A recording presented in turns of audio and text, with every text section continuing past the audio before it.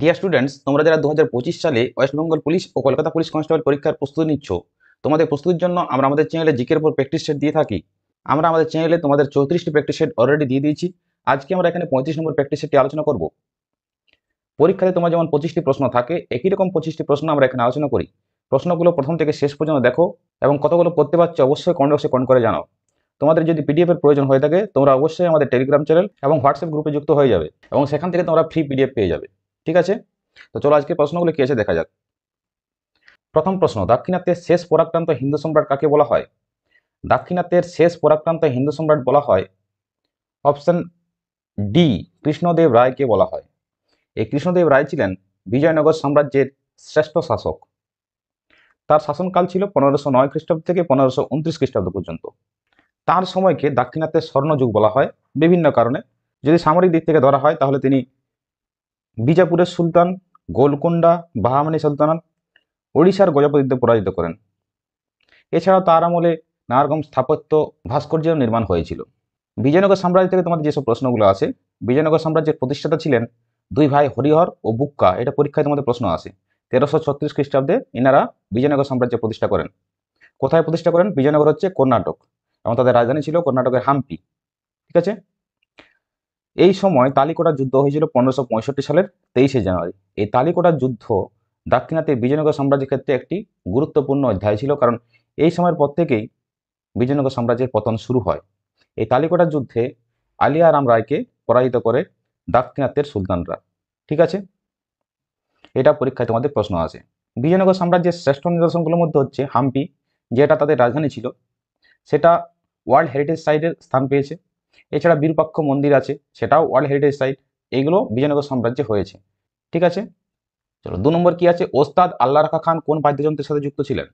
ওস্তাদ আল্লাহ রাখা খান যুক্ত ছিলেন অপশন সি, তবলার সাথে।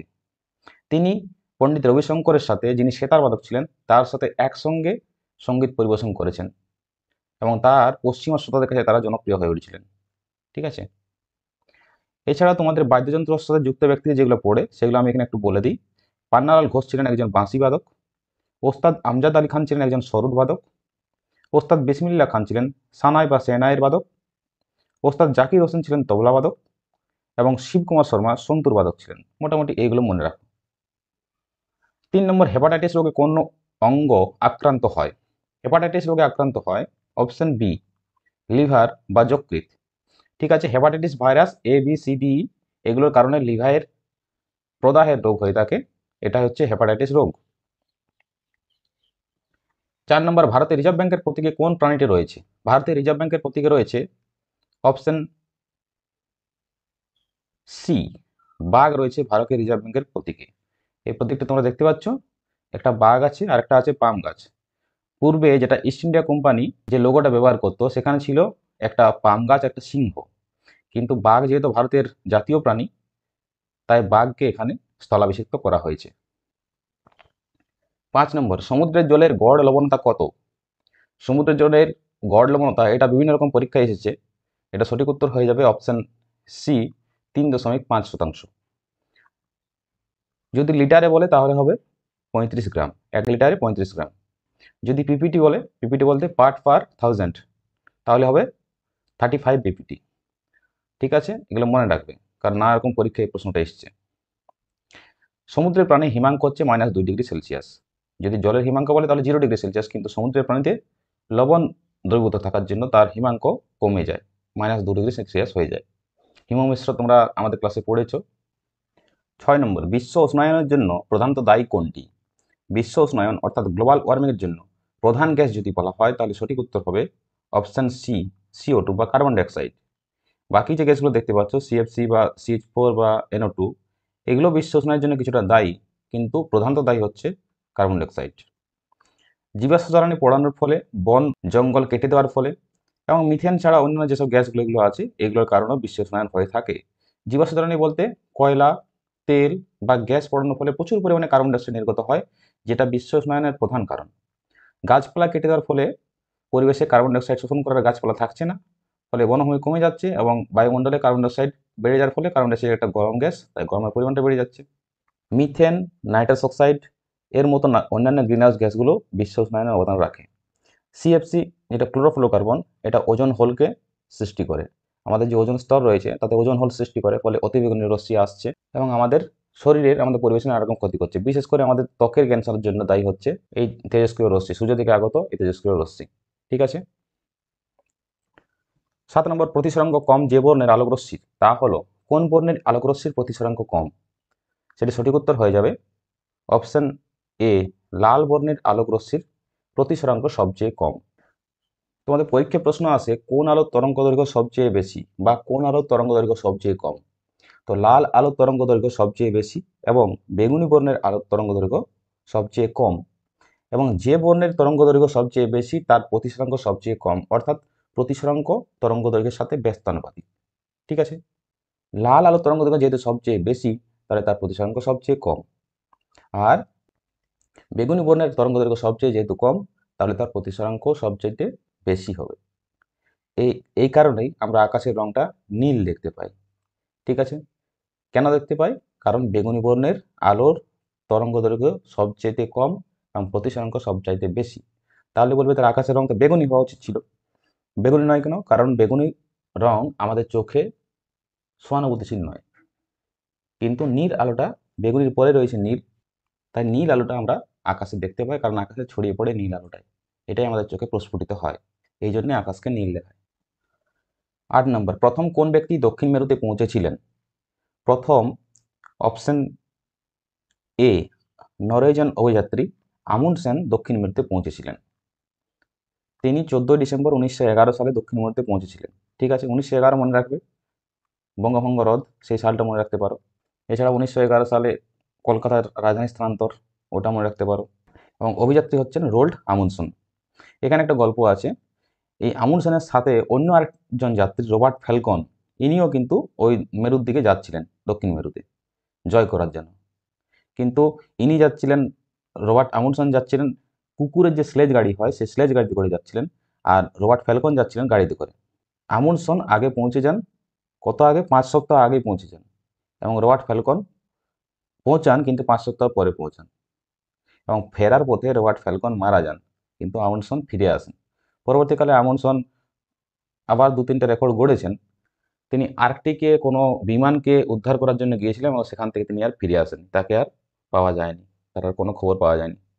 ঠিক আছে। 9 নম্বর, হিদাসপিসের যুদ্ধ কোন নদীর তীরে হয়েছিল? হিদাসপিসের যুদ্ধ হয়েছিল অপশন বি, ঝিলাম নদীর তীরে। এই হিদাসপিস নদীটার নাম বলতো গ্রিকরা। ঠিক আছে। নদীটার আসল নাম হচ্ছে ভারতবর্ষের ঝিলাম নদী। ঝিলাম নদীর তীরে আলেকজান্ডার এবং রাজা পুরু বা পোরাসের মধ্যে যুদ্ধ হয়েছিল, যেটা বর্তমানে পাকিস্তানের পাঞ্জাব প্রদেশে অবস্থিত। 326 খ্রিস্টপূর্বাব্দে আলেকজান্ডার দ্য গ্রেট ভারত আক্রমণের সময় এই যুদ্ধে অংশগ্রহণ করেছিলেন। পরীক্ষাতে প্রশ্ন আসে, আলেকজান্ডার কত খ্রিস্টাব্দে ভারত আক্রমণ করেন? 326 খ্রিস্টপূর্বাব্দে।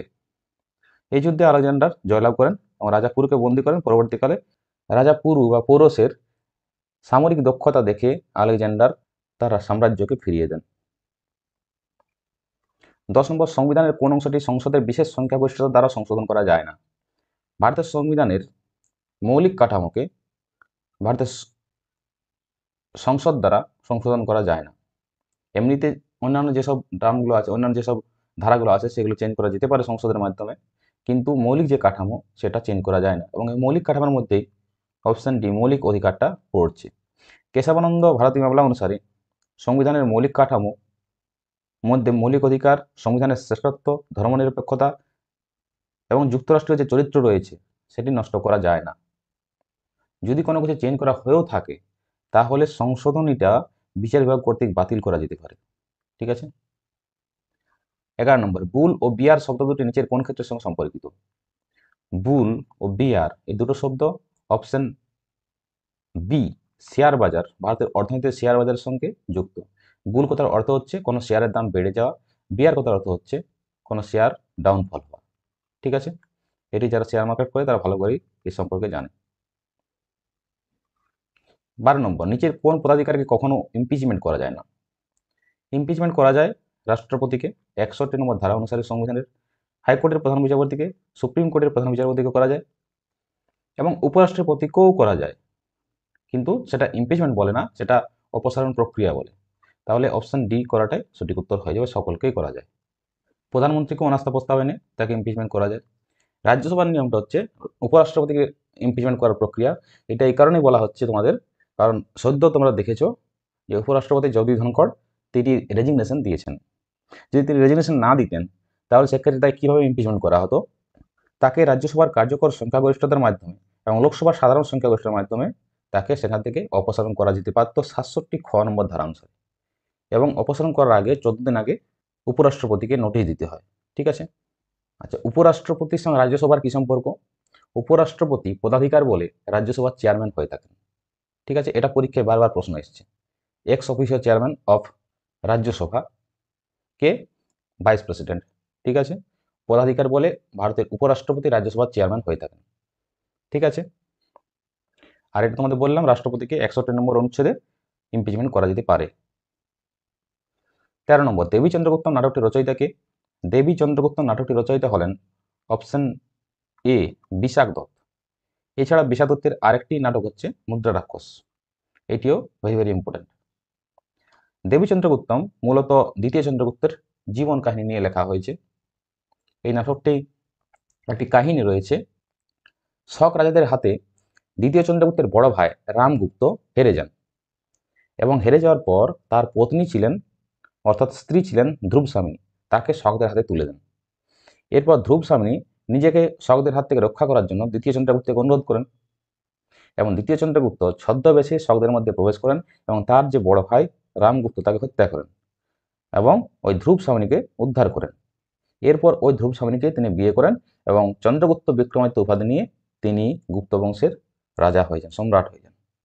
ঠিক আছে। 14 নম্বর, জাতীয় কংগ্রেস ও মুসলিম লীগের মধ্যে কত সালে লখনৌ চুক্তি স্বাক্ষরিত হয়?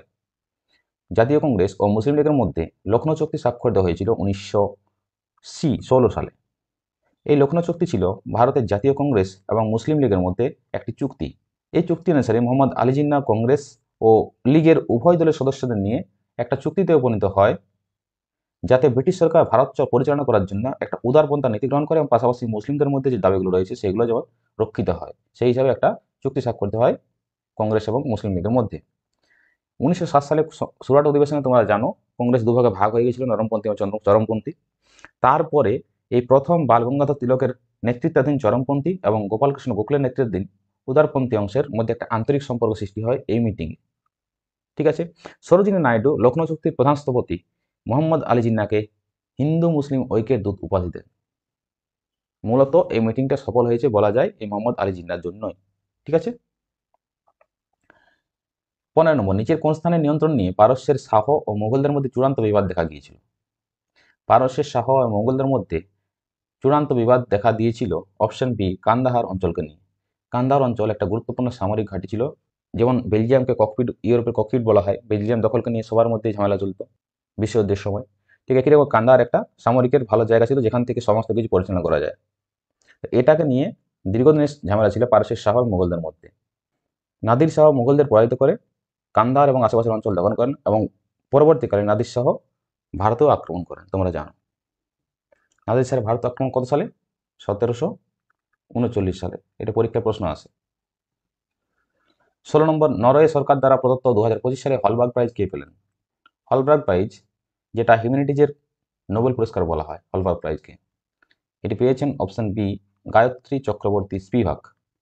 ইনি হচ্ছেন একজন ভারতীয় বংশোদ্ভূত ভারতীয় পণ্ডিত এবং তাত্ত্বিক গায়ত্রী চক্রবর্তী স্পিভাক। ইনি কলম্বিয়া বিশ্ববিদ্যালয়ের হিউম্যানিটিজ বিভাগের অধ্যাপক। হলবার্গ পুরস্কারকে মানববিদ্যা এবং সামাজিক বিজ্ঞানের ক্ষেত্রে নোবেল পুরস্কারের সমতুল্য বলে মনে করা হয়। 17 নম্বর, সবরমতী নদী কোন পর্বত থেকে উৎপন্ন হয়েছে? সবরমতী নদী উৎপন্ন হয়েছে অপশন বি আরাবল্লী পর্বত থেকে। রাজস্থানের উদয়পুর জেলার আরাবল্লী পাহাড়ে ধেবর লেকের জয়সামান হ্রদ থেকে এটা উৎপন্ন হয়ে আরব সাগরে খাম্বাতে এখানে পড়েছে, খাম্বাত উপসাগরে। এই যে এখান থেকে উৎপন্ন হয়েছে এবং এদিকে এসে আরব সাগরের খাম্বাত উপসাগরে পড়েছে। 18 নম্বর, গান্ধী অ্যান্ড স্ট্যালিন গ্রন্থটির রচয়িতা কে? গান্ধী অ্যান্ড স্ট্যালিন এই গ্রন্থটির রচয়িতা হচ্ছেন অপশন সি লুই ফিশার। তিনি 1948 সালে এই বইটি প্রকাশ করেছিলেন। লুই ফিশার ছিলেন একজন আমেরিকান সাংবাদিক ও লেখক। তিনি মহাত্মা গান্ধীর জীবন, ভারতের স্বাধীনতা সংগ্রাম নিয়ে গবেষণা ও লেখালেখি করেছেন। 19 নম্বর, বিশুদ্ধ লোহার রং কেমন? বিশুদ্ধ লোহার রং হচ্ছে অপশন এ ধূসর সাদা বা রূপালী কালার। এই যে দেখতে পাচ্ছ তোমরা, এটা হচ্ছে বিশুদ্ধ লোহার রং। যদি মরচে পড়ে তখন তার কালারটা হালকা হলুদ হয়ে যায়, এবং যদি মরিচা পড়ে তার ওজনটা বেড়ে যায়। এটা পরীক্ষাতে প্রশ্ন আসে সায়েন্সের থেকে, ঠিক আছে।